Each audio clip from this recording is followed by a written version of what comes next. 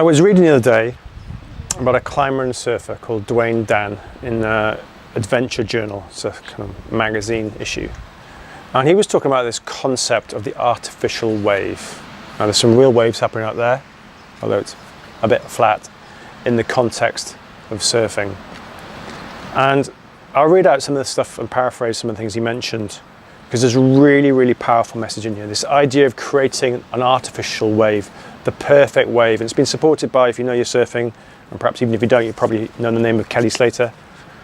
Perhaps one of the best surfer of all time is involved in this project, and quite rightly, because it's a tricky environment sometimes. If someone came surfing today, well, they wouldn't, because there is none.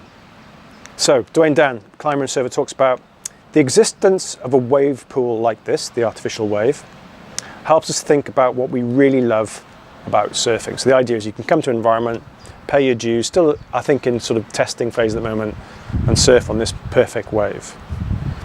And he shared a recent memory of paddling out alone to huge wintertime surf, and he was 100 yards from the beach, I think it was in San Francisco, where he was caught in a rip tide that led him further, sort of sucked him out further and further out to sea. Not a great situation to be in, and certainly something you would not experience in an artificial wave. So okay, there's pros and cons there around safety and stuff like that.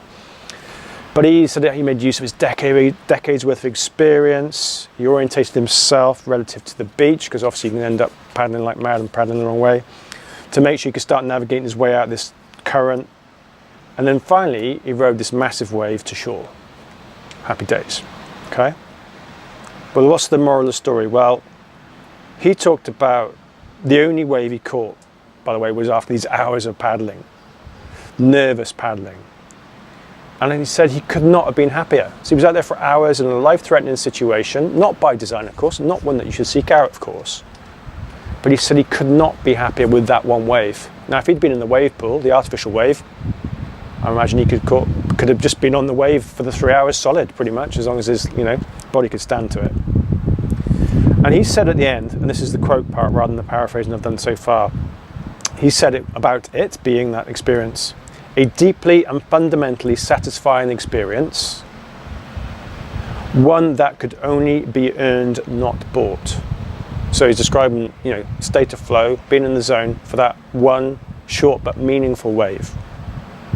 Deeply and fundamentally satisfying. Okay, we know what that means. But it could only be earned, not bought. So the idea of just dropping into something artificial can be fine for training. I'm sure these ideas can be great. The good example, which is a massive fad, for example, I just think of it now because I'm staring at a cliff face, is indoor climbing. Great, weather's bad, great for training, get kids involved, blah, blah, blah.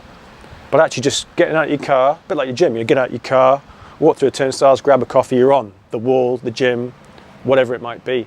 But you haven't really earned that. You haven't earned the walk in. And I can't remember if it was De Niro or Al Pacino talking about in theatre terms when he's performing. He had this idea of wishing and wanting to create a tightrope between the dressing room and the stage. Something that you had to earn to get from A to B, to actually get in the right frame of heart, body, soul and mind, in flow of course, to be in the right place. So parachuting in, helicoptering in, whatever it might be, something artificial has its place, absolutely. But just really hold that idea of you have to earn it.